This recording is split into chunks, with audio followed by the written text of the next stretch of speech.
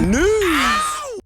Okay, we'll start with this. Over the weekend, Adelaida Ruiz was able to defeat Alexis Kubicki for what was the vacant WBC super flyweight title, and even though I didn't make an official prediction for this one, I suspected that it's perhaps not a good idea for Alexis Kubicki to go from losing a fight to Gabby Fundora by knockout at flyweight to then move up and fight another big puncher at super flyweight, losing the fight by scores of 97-92 on two judges' scorecards and 99-90. Adelaida Ruiz was able to win a dominant decision, and Alexis knocked down hard in the fifth, though showing her toughness, rising to her feet, was overwhelmed by the size and the power of Adelaida Ruiz, who now sports a professional record of 18 wins with 1 loss and 1 draw, 8 knockouts, having never been knocked out in 20 professional bouts, the newly crowned WBC super flyweight champion. Though somewhat dubious, because in Adelaida Ruiz getting this opportunity, they shortchanged the woman that beat her, last year in Virginia Fuchs, who's still registered as WBC interim champion. How does one reconcile Adelaida losing a fight to Ginny, then getting her crack at the apple before her? Shit isn't right. Adelaida being WBC champion and Virginia holding the interim, this effectively sets up a rematch between them for the future. That is, unless Adelaida can get one of these other champions in the ring. How does a rematch go? Well, Virginia's been out of the ring for well over a year now. She was last in action opposite the ring Adelaida in August of last year, winning a narrow points decision. If they were to fight under these circumstances in the not-so-distant future, I might have to favor Adelaida. Ring rust is real. Where Adelaida's been fighting and winning, Ginny's been on the sidelines. So if they were to fight in the not-so-distant future, without Ginny having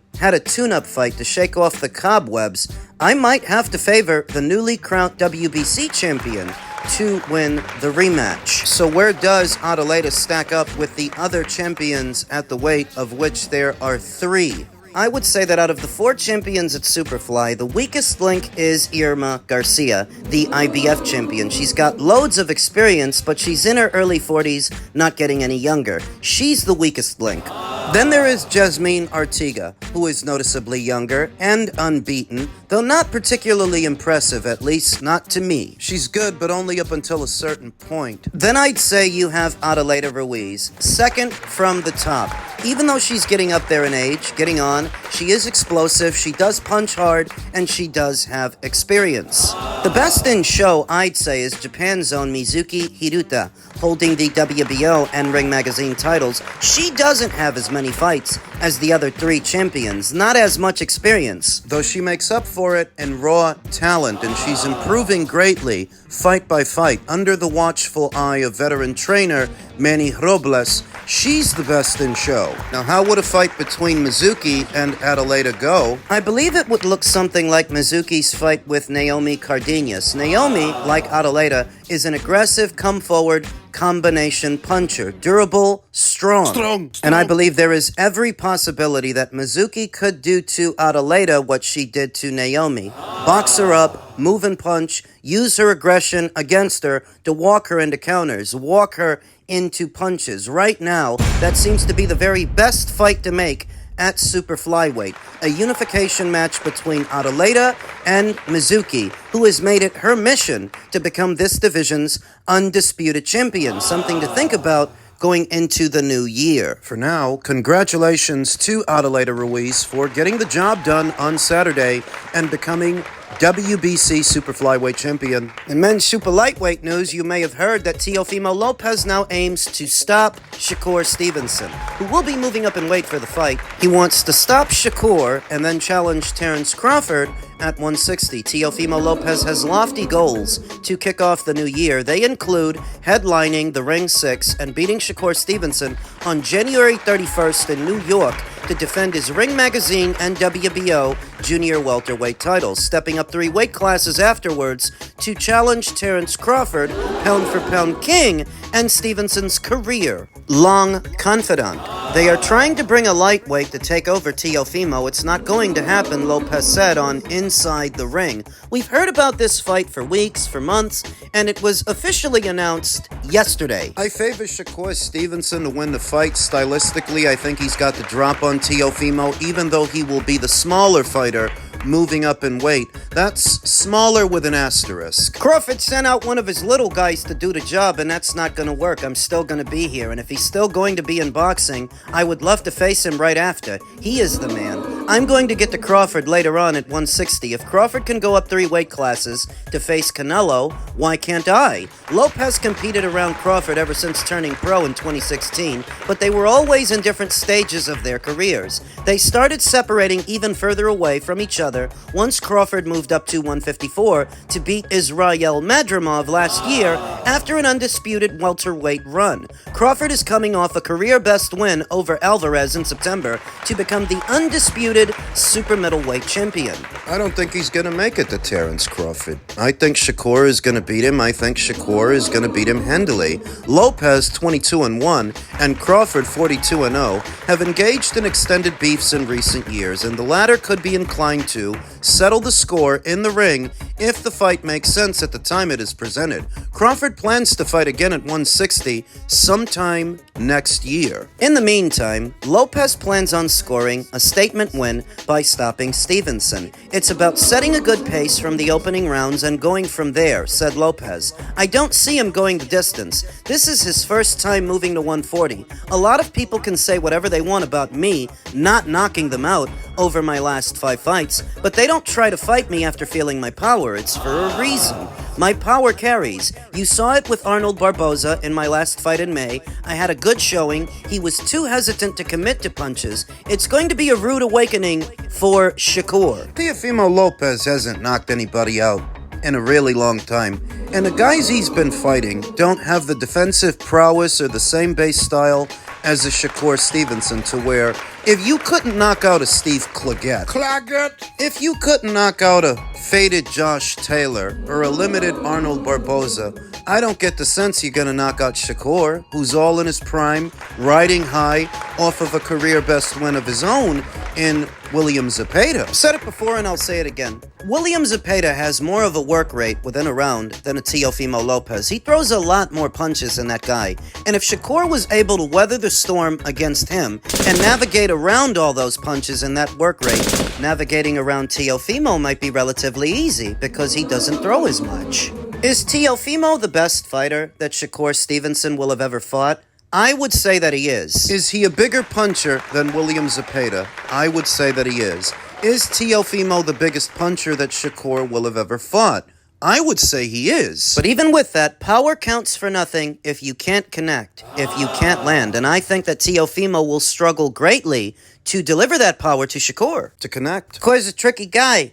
Pesky style, moves around a lot, stays behind the jab, and tack on that he's a southpaw. Shakur fighting with the opposite hand could throw Teofimo Lopez off in tandem with not having the countering opportunities that he normally exploits.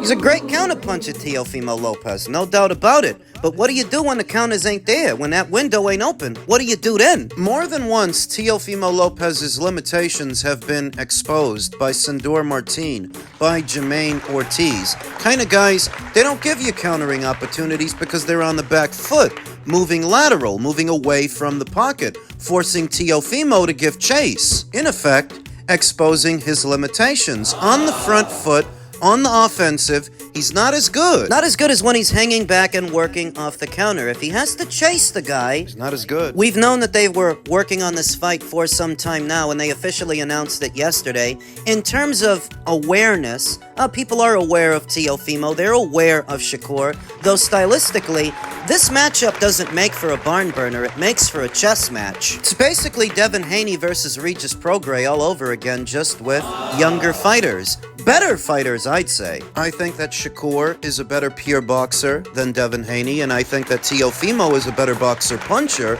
than Regis Prograis. If nothing else, a younger boxer puncher. Fresher. But this fight is basically going to look like that one. It's going to look like Haney versus Prograis. Pure boxer versus boxer puncher favors the pure boxer. Unless he dramatically changes and becomes a different fighter overnight, Teofimo Lopez has not exhibited that come-forward pressure, volume, work rate that might make a Shakur Stevenson uncomfortable. Teofimo is a characteristic boxer puncher. Currently ranked at number 5 on the Ring IQ pound-for-pound list and set to lose ground before this year is out due to inactivity, as he only fought once this year, and that was the Arnold Barboza fight. There are currently more accomplished and more active fighters on the list than Teofimo, and he is set to lose ground to them very soon. But he's currently ranked at number 5. Shakur Stevenson is currently ranked at number 8. If the prediction sticks and Shakur wins, Teofimo will be ejected from the list. Shakur Stevenson will move up from number 8, perhaps up to either number 5 or number 6. He'll move past Devin Haney. If he beats Teofimo Lopez, which is singularly a bigger win than any win on Devin Haney's resume, though not only that, remember, Devin is a 3-weight world champion. If Shakur beats Teofimo, he becomes a 3-weight world champion too. They would have both beaten 3 world champions apiece. Devin beat George Kambosos for the unified titles, Regis Prograis at 140, and more recently Brian Norman at 147. Where Shakur beat Oscar Valdez for the WBC, Jamel Herring for the WBO if he beats Teofimo. That's 3. Now, some might argue that Devin is the more decorated fighter because Devin, unlike Shakur, has been undisputed before, but I always come back to my original point. Who did he beat to become undisputed? George Kambosos? Yeah, break. Not the strongest of undisputed runs. It would seem that Shakur Stevenson and Devin Haney are currently neck to neck on the Ring IQ pound-for-pound list, and with a big win over Teofimo, that will be enough to move Shakur past Devin. Now, say that Teofimo wins. If he's the one who finally ejects Shakur Stevenson from the Ring IQ pound-for-pound list, that will count towards his title defenses and quality scalps. Yeah, it'd be a good win for Teofimo, and it would allow him to fortify his position. It would make it harder for the fighters ranked behind him to move past him, but as stated, I don't think Teofimo is going to win this fight. And the only reason I think he accepted it is because he's running out of options. If you want to get paid, if you really want to get paid, the best money is in Saudi. The best money is with the Turk. But the Turk's not going to pay you to fight Hammond Eggers. Previously, Turkey wanted to put him in the ring with Devin Haney. Teofimo didn't take that fight, but he decided to accept this one. Why? Because Shakur Stevenson would be the smaller fighter moving up in weight. If I had to guess, he didn't take the Haney fight because Haney had already fought at 140, whereas Shakur will be making his 140-pound debut. Teo may look at that as an advantage, that he's been fighting at 140 for several fights and several years now, whereas Shakur would be new to the weight and still acclimating. This gives him the drop on Shakur, at least in his own mind. That doesn't mean it's going to work. That just means that's what he thinks. But I think Shakur is going to outbox him, is what I think. I think that Shakur presents a pesky style that doesn't do Teofimo any favors. And I understand that I don't have the best track record forecasting Teofimo's fights. I've admitted that myself many times in the past. But this is where the buck stops, I think.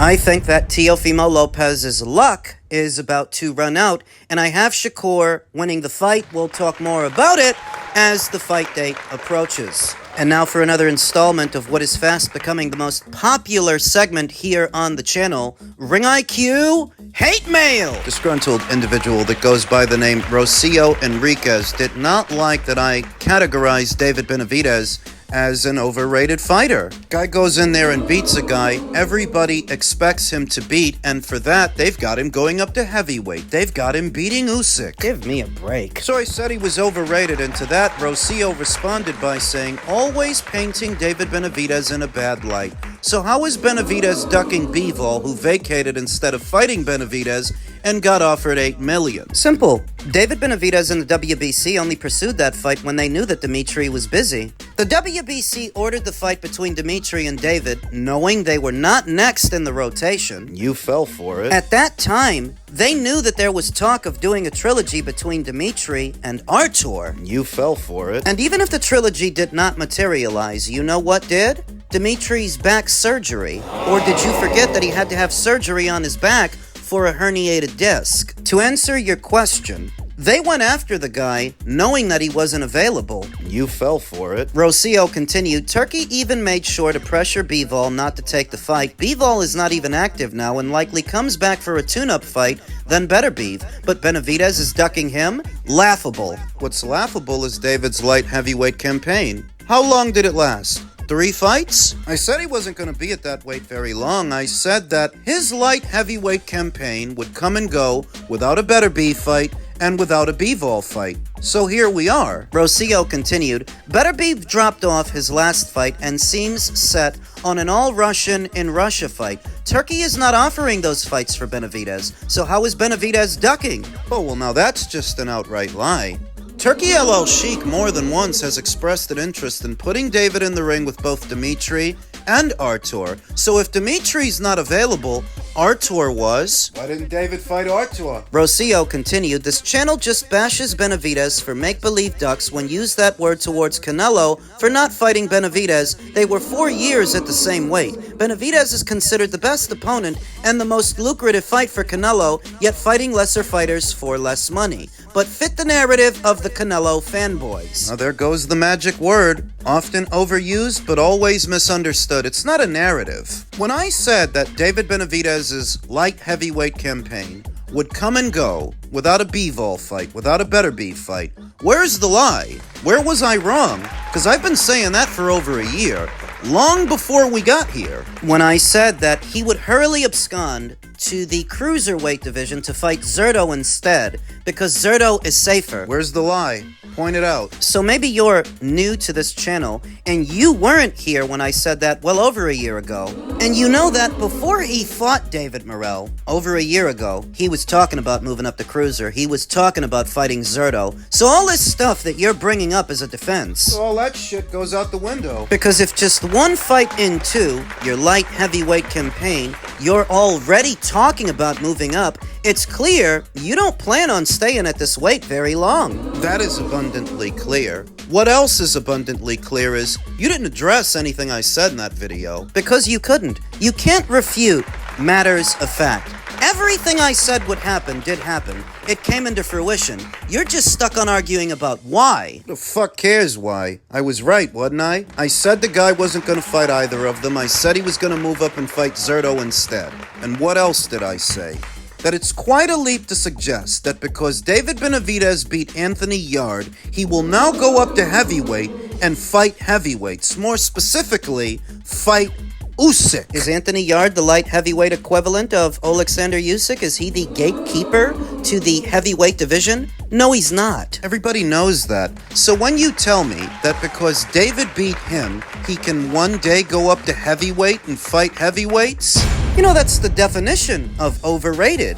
You are overrating him. You're taking a solid win over a solid fighter and blowing it out of proportion. Overrated. So don't expect me to pour sugar on shit when my prediction sticks and he don't fight Dimitri, he don't fight Artur, he don't stay at the weight long enough to do it. Don't expect me to apologize for being right.